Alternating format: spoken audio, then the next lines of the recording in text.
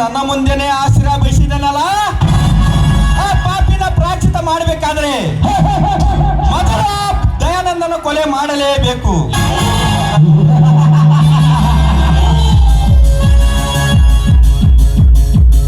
ದಿನ ಬೆಳಗ್ಗೆ ಆಗಿ ಆ ಕಾಡಿಗೆ ಬರೋ ಭವಾನಿ ಇನ್ನೂ ಬಂದೇ ಇಲ್ಲಲ್ಲ.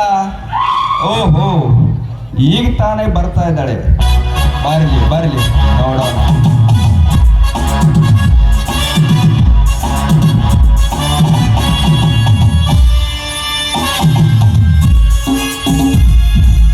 ಯಾರವರು? ಸ್ವಲ್ಪ ದಾರಿ ಬಿಟ್ಟು ನಿಲ್ಬಾರ್ದ? ಈ ಊರಿನ ಕೋಟ್ಯಾಧೀಶ್ವರ ಪ್ರಕಾಶ್ ಗೌಡನ ಫ್ಯಾಕ್ಟ್ರಿ ಮ್ಯಾನೇಜರ್ ನರಹರಿ ಅಂತ. ಅರ್ಥವಾಯ್ತು, ನಾನಿನ್ನು ಬರುತ್ತೇನೆ. ನಿಲ್ಲು ಭವಾನಿ, ಈ ಊರಿನ ಒಬ್ಬ ಪ್ರತಿಷ್ಠಿತ ವ್ಯಕ್ತಿ ಪ್ರೀತಿಯಿಂದ ಮಾತಾಡಿಸ್ಬೇಕಾದ್ರೆ ಕೋಪಿಸ್ಕೊಂಡು ಹೋಗೋದು ಸರಿಯಲ್ಲ. ಸರಿ ತಪ್ಪು ತಿದ್ದಿ ಹೇಳೋದಕ್ಕೆ ಮನೆಯಲ್ಲಿ ನಮ್ಮಪ್ಪ ಇದ್ದಾನೆ.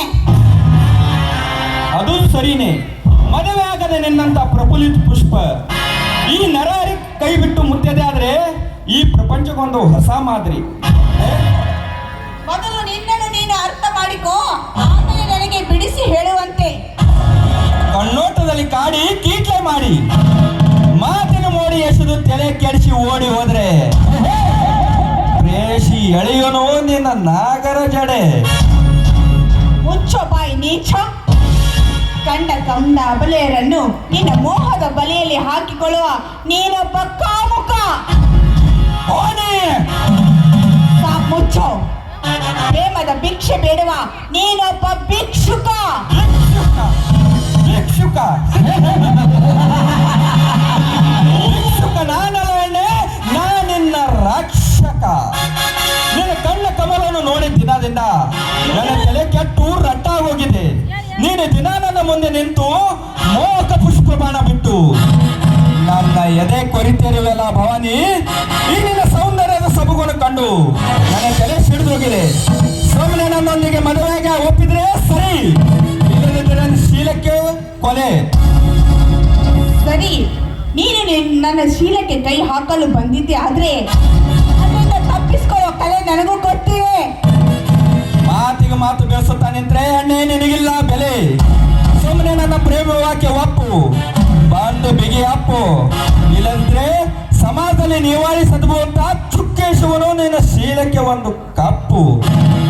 ಬುದ್ಧಿ ಶೂನ್ಯನಂತೆ ಮಾತಾಡಬೇಡವೋ ಈ ಭಾರತ ನಾರಿಯ ಮುಂದೆ.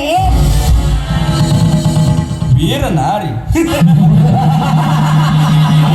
ವೀರ ನಾರಿ ನಾನೇನೆಂದು ಗರೆಗೆದ್ದು ಮಾತನಾಡೋ ಹೆಣ್ಣೆ.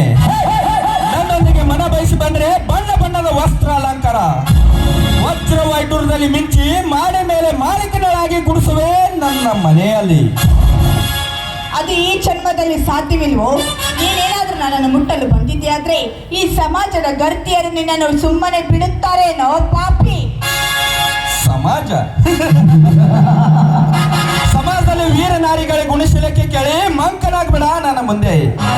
ಗಂಡನೇ ದೇವರೊಂದು 6 ಶೋಭಾಯಾತ್ರೆ, 18 ಪುರಾಣಗಳ ಕೇಳಿ ಅತ್ಯ ಕಿವಿ ಎಂಡಿ, ಬೆತ್ತನ ಗಾದಿ ಮೇಲೆ ಮತ್ತೊಬ್ಬರ ಜೊತೆ ಮನ್ಕೊಳ್ಳೋ ನಿನ್ನಂತ ಹೆಣ್ಣುಗಳಷ್ಟಿಲ್ಲ ಈ ಸಮಾಜದಲ್ಲಿ. ಗಂಡ ಕರೆಗೆ ಬಂದಿರ್ಬೇಕಾದ್ರೆ ಗೇಟಿಗೆ ಹೇಳಿ ಬರ್ತೀನಂತ ಹೋಗಿ, ನಿನ್ನಂತ ರಂಡೆಗಳಷ್ಟಿಲ್ಲ ಈ ಸಮಾಜದಲ್ಲಿ. ಗಂಡ ಕರೆಗೆ ಬಂದಿರ್ಬೇಕಾದ್ರೆ ಗೆಳತಿಗೆ ಹೇಳಿ ಬರ್ತೀನಂತ ಹೋಗಿ, ನಿನ್ನಂತ ಹೆಣ್ಣುಗಳಷ್ಟಿಲ್ಲ ಈ ಸಮಾಜದಲ್ಲಿ. ಹಗಲು ಹೊತ್ತಿನಲ್ಲಿ ಅಣ್ಣ ತಂಗಿಯನ್ನು ನಟಿಸಿ ರಾತ್ರಿ ಹೊತ್ತೆಲ್ಲ ನನಗೆ ಸುಖ ಕೊಡೋ ನಿನ್ನಂತ ಹೆಣ್ಣುಗಳಷ್ಟಿಲ್ಲ ಈ ಸಮಾಜದಲ್ಲಿ. ಹೆಣ್ಣಿನ ಬಗ್ಗೆ ಇಷ್ಟೊಂದು ಕೇವಲವಾಗಿ ಮಾತನಾಡ್ತೀಯ ಅಂದ್ರೆ ನೀನು ಚಾರಣೆಯ ಮಗನೇ ಆಗಿರಬೇಕು. ಏ ಭವಾನಿ, ಈ ಬಾತೂರ ನರಹರಿಗೆ ಭಯವಿಲ್ಲದೆ ಕೂಗಾಡಿ ರೇಗಾಡಿಸಿ ನಾನು ಉದ್ಯೋಗನ ಬುದ್ಧಿ ಹೇಳಿದ್ರು ಕೂಡ ಕೊರಳಿಗೆ ಬುದ್ಧಿ ಹೇಳೋನ್ನ ಹೆಣ್ಣೆ. ಇನ್ನು ಮುಗಿತು ನಿನ್ನ ಶೀಲದ ಕತೆ.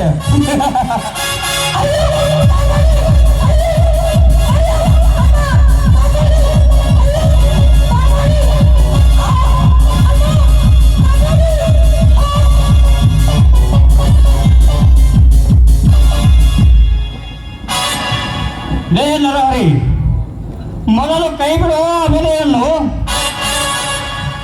ಈ ಪ್ರಶಾಂತ ಶಾಂತವಾದ ಸಾಗರದಲ್ಲಿ ಸ್ವಾರ್ಥ ಮಸಳುಗಳು ಎದ್ದು ನೀರು ಕುಡಿತಿರ್ಬೇಕಾದ್ರೆ ನಮ್ಮ ಕಾರ್ಯದಲ್ಲಿ ಅಡಸಲು ಬಂದಿರೋ ನೀನ್ಯಾವನಲೇ? ಭಾರತದ ವೀರ ನಾರಿಯರ ಮಾನ ಪ್ರಾಣಕ್ಕಾಗಿ ನಿತ್ಯ ಹೋರಾಡಲು ಬಂದಿರುವ ನಾನೊಬ್ಬ ದಯಾನಂದ. ಏ ದಯಾನಂದ, ಮಲಗಿನ ಸರ್ಪವನ್ನು ಬಡದು ಎಬ್ಬಿಸಿದ್ರೆ ರೋಷಕ್ಕೆ ಕೆರಳಿಸಿ ದ್ವೇಷ ಕಟ್ಟಿಕೊಂಡು ಸಾಯ್ಬೇಡ ಬಡವ ರಾಸ್ಕಲ್. ಬಾಯಿ ಮುಚ್ಚಲೇ ಮೂರ್ಖ. ನೀನು ಎಂಥ ವಿಷ ಸರ್ಪವಾಗಿ ಹೆಡೆ ಎತ್ತು ನಿಂತರೂ ಅದನ್ನು ದಪನ ಮಾಡುವ ಶಕ್ತಿ ನನ್ನ ಹತ್ತಿರದೇನೆ. ಲೇ ಗಡರಾಡಿ, ಒಮ್ಮೆ ಕರಕ್ಕೆ ಕಂಕಣವನ್ನು ಕಟ್ಟಿ ಸಡ್ಡು ಹೊರದು ನಿಂತರೆ ಇಂಥ ನಾರಿಯರ ಬಲೆಯಾಗಿ ಬಂದು ಬೀಳುವೆ ನನ್ನ ಅಡಿಯಲ್ಲಿ. ಕರಕ್ಕೆ ಕಂಕಣ ಲೇ ಮಂಕೆ, ಈ ಮಹಾಭಾರತ ಉತ್ತರ ಭೂಪನೆಂದು ಜಂಬ ಕಚ್ಕೋಬೇಡ ನನ್ನ ಮುಂದೆ. ಈ ನಾಡಿನ ರತ್ನರಾದ ನಿನ್ನ ತಂದೆಯವರ ಕೊಲೆಯಾಗಿ ಅನೇಕ ವರ್ಷಗಳಾದ್ರೂ ಕೂಡ ಹೇಳಿಯಾಗಿ ಹಾಗೆ ತಿರುಗುತ್ತಾ ಇದ್ದಲ್ಲ, ಎಲ್ಲಿ ಹೋಗಿಲ್ಲ ನಿನ್ನ ಪೌರುಷ? ಕೊರೆದ ಗಾಯದ ಮೇಲೆ ಮತ್ತೊಂದು ಬರೆ ಎಳೆದ್ಬಿಟ್ಟಿಯ ನೀಚ.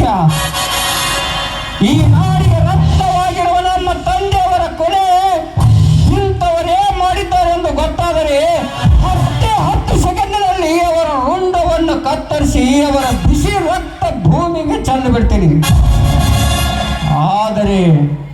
ಆದರೆ ಈ ದಯಾನಂದನ ಕೋಪ ಆರೋದಕ್ಕಿಂತ ಮುಂಚೆ ನೀನಿನಿಂದ ಕಾಲು ಕಿತ್ತಿದರೆ ಸರಿ. ಇಲ್ಲ ಅಂದರೆ ಈ ದಯಾನಂದನ ಬಲಿಯಲ್ಲಿ ನೀನೇ ಮೊದಲು ಬಲಿಪಶು ಆಗ್ತೀಯಾ? ಹುಷಾರ್. ಇದೊಂದು ಸರಿ ಹೋಗಲಿ, ಮುಂದೆ ಒಂದು ಸರಿ ರಸ ಪೂರ್ತಿಯಾಗಿ ಇರುವೆ ಈ ಮಾಗನ ಹಣ್ಣನ್ನು. ಬರ್ತೀನಿ. ಗುಡ್ ಬಾಯ್.